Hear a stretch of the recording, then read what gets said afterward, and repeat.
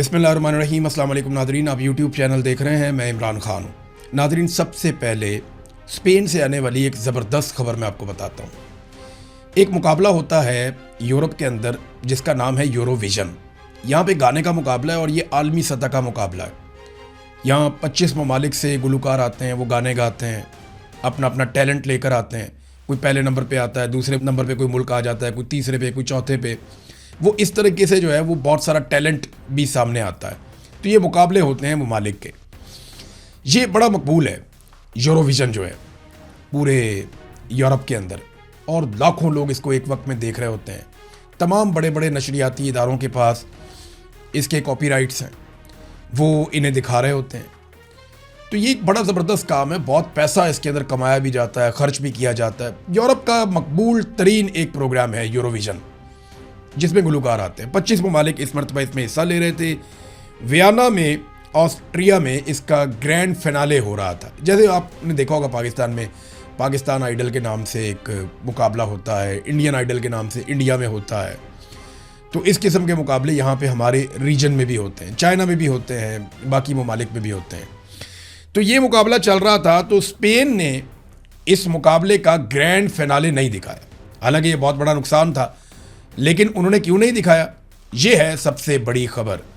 Spain کا جو سرکاری نشریاتی ادارہ ہے RTV، اس نے اسرائیل کی شرکت کی وجہ سے، کہ یعنی کیونکہ اسرائیل اس میں شرکت کر رہا ہے گرینڈ فینالے میں اور وہ اس کا حصہ ہے، تو انہوں نے یورو ویژن 2026 کا مکمل بائیکاٹ کیا ہے۔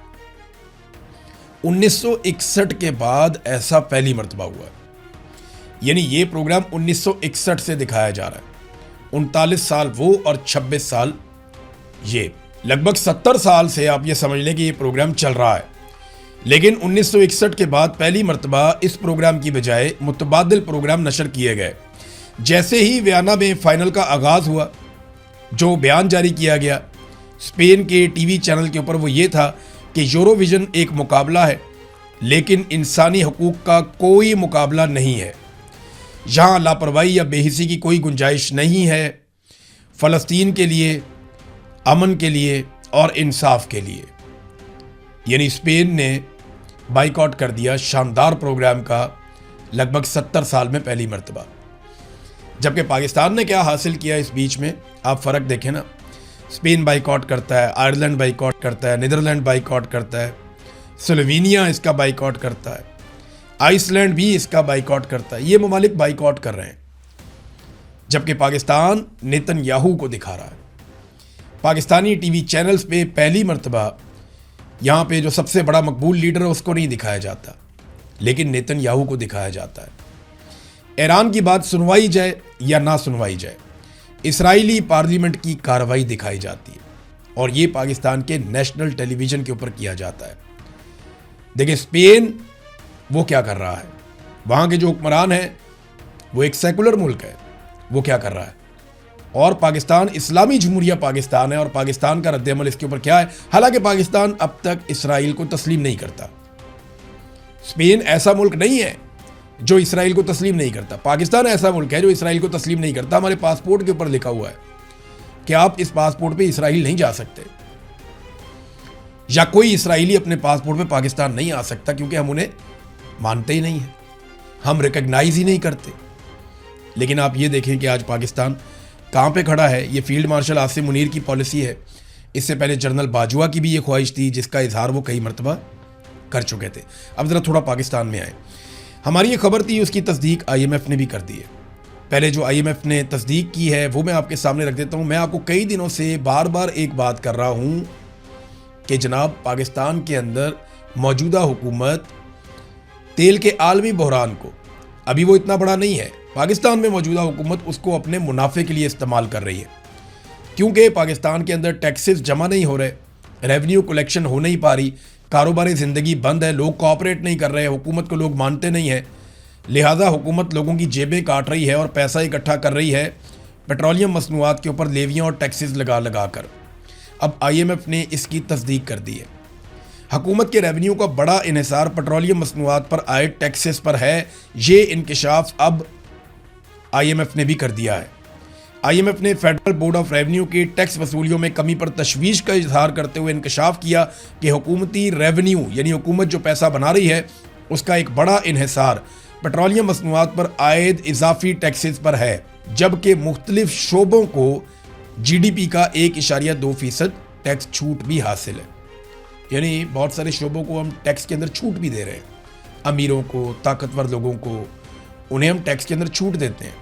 جیسا کہ ابھی پاکستان نے جیٹ فیول یعنی وہ تیل جو ہوائی جہازوں کے اندر ڈلتا ہے، بہت اعلیٰ ریفائنڈ کوالٹی کا تیل ہوتا ہے، اس تیل کی قیمت میں کمی کر دی 320 روپے کا لیٹر، جبکہ غریب آدمی اپنے موٹر سائیکل میں اور رکشے میں جو تیل ڈالتا ہے اس کی قیمت میں اضافہ کر کے اس کو لگ بھگ 410 روپے فی لیٹر تک پہنچا دیا۔ یہ ہے پاکستان کے اندر حکمرانوں کی پالیسی۔ یہ امیر آدمی کے لیے، ایلیٹ کلاس کے لیے پاکستان بنا ہوا ہے، غریب آدمی کے لیے نہیں بنا۔ اور اسی بنیاد کے اوپر یہ ایک اور خبر آپ دیکھیے کہ کس طریقے سے پاکستان کی سرکار نے IMF کے ساتھ نئے وعدے کر لیے ہیں۔ پاکستان کے جو وعدے ہیں وہ یہ ہے کہ بجلی گیس مہنگی کی جائے گی، بجٹ میں ہم نئے ٹیکسز لگائیں گے۔ IMF کو پاکستان نے یقین دہانی کروا دی ہے، اور جو نئے ٹیکسز لگیں گے ان کے بارے میں آپ کو پہلے ہی بتا رہا ہوں کہ بجلی کے بلوں میں نیا سرچارج آپ کے اوپر لگے گا، ٹیکس نیا لگے گا آپ کے اوپر گیس کے بلوں میں بھی، اور اس کے بعد آپ کے اوپر اس قسم کے ٹیکسز لگائے جائیں گے کہ آپ حیران ہو جائیں گے۔ جبکہ پیٹرولیم لیوی کی مد کے اندر بھی اگلے سال سے زیادہ بڑا ہدف مقرر کیا گیا ہے۔ عالمی منڈی میں تیل کی قیمتیں جتنی مرضی کم ہو جائیں، موجودہ حکومت جنگ کا بہانہ بنا کر یا کوئی نہ کوئی بہانہ بنا کر عوام کی جیبیں کاٹتی رہے گی۔ یہ میں نے آپ کو پہلے بتایا تھا، اب IMF کے ساتھ ان کی ڈیلنگ جو ہے وہ اس بات کو ثابت بھی کر رہی ہے۔ لیکن اب یہ حکومت دو چیزیں کرتی ہے، ایک تمام مخالف آوازوں کو کچل دیتی ہے، کسی کو سچ بولنے نہیں دیتی۔ ابھی میں نے آپ کو بتایا کہ انٹیلیجنس ایجنسی ہے ISI، انہوں نے صحافیوں کو بلا کر دھمکایا اور ان کو کہا کہ آپ یہ کریں گے اور یہ نہیں کریں گے، ان کو نئی انسٹرکشنز دی گئی ہیں۔ یہ بہت عجیب و غریب کام ہے۔ صحافیوں کا کام ہے کہ وہ ملیں لوگوں سے، خبریں اکٹھی کریں، انفارمیشن لیں، لیکن آپ ان کو دھمکا نہیں سکتے۔ ہاں، اگر آپ کے پاس کوئی خبر ہے تو آپ ان کو دے سکتے ہیں، وہ اس کی تصدیق کرنے میں ان کا حق ہے۔ یعنی خبر آپ کو کہیں سے بھی ملے، کسی بھی سورس سے ملے، جرنلسٹ خبر لے لیتا ہے، لیکن اس کی ذمہ داری ہے کہ وہ اس کی تصدیق کرے۔ لیکن یہاں پہ تو دھمکیاں لگائی جا رہی ہیں، زبردستی کی جا رہی ہے اور لگاتار کی جا رہی ہے۔ آزاد کشمیر میں پاکستان تحریک انصاف کے ساتھ ایک اور زیادتی کی گئی ہے۔ اب یہ خبر جو ہے وہ BBC پہ بھی چھپ گئی ہے۔ PTI کی رجسٹریشن مسترد کر دی گئی آزاد کشمیر میں۔ دیکھیں، پاکستان میں پہلے یہی کیا تھا، پھر اس کے بعد گلگت بلتستان میں یہی کیا کہ جس پارٹی کے ساتھ پاکستان تحریک انصاف نے الحاق کیا، اس کے ساتھ مل کر الیکشن لڑنے کا فیصلہ کیا، اس کا بھی انتخابی نشان جو ہے وہ پولو مین وہ واپس لے لیا۔ اور اب پاکستان تحریک انصاف کا جو آزاد کشمیر چیپٹر ہے، کیونکہ آزاد کشمیر کو ایک علیحدہ ملک کی حیثیت حاصل ہے نا، وہاں کا الیکشن کمیشن بھی الگ ہے، تو PTI کی رجسٹریشن وہاں پہ مسترد کر دی گئی ہے۔ تحریک انصاف کے چیئرمین بیرسٹر گور نے کہا کہ PTI کے ساتھ ایک بار پھر امتیازی سلوک کیا گیا ہے۔ اس بار پاکستان کے زیر انتظام کشمیر میں یہ سب ہوا ہے۔ انہوں نے اپنے ایک ٹویٹ میں بتایا کہ کشمیر الیکشن کمیشن نے بغیر کسی معقول وجہ کے PTI آزاد کشمیر کی رجسٹریشن مسترد کر دی ہے۔ کشمیر ہائی کورٹ نے 5 اکتوبر 2023 کو تمام سیاسی جماعتوں کی رجسٹریشن منسوخ کرتے ہوئے اثر نو رجسٹریشن کا حکم دیا تھا، جس کے تحت پاکستان تحریک انصاف کشمیر نے 20 نومبر 2023 کو تمام مطلوبہ دستاویزات جمع کروا دی تھی۔ لیکن اس کے بعد اچانک سے پاکستان کے زیر انتظام کشمیر میں 2026 کے انتخابات سے قبل الیکشن کمیشن نے پاکستان تحریک انصاف کی رجسٹریشن کی درخواست مسترد کر دی۔ یعنی اب وہ یہ کہہ رہے ہیں جناب کہ پاکستان تحریک انصاف اب آزاد کشمیر میں بھی نہیں ہے۔ کیوں پتہ ہے؟ اس لیے کہ تحریک انصاف اور اس کا انتخابی نشان ہوگا تو لوگ اس کے اوپر ووٹ ڈالیں گے۔ جب ووٹ ڈالیں گے تو وہاں پہ پاکستان تحریک انصاف کی حکومت بنے گی۔ حکومت بنے گی تو وہاں کے جو سیکٹر کمانڈر ہیں ان کی کمبختی آ جائے گی۔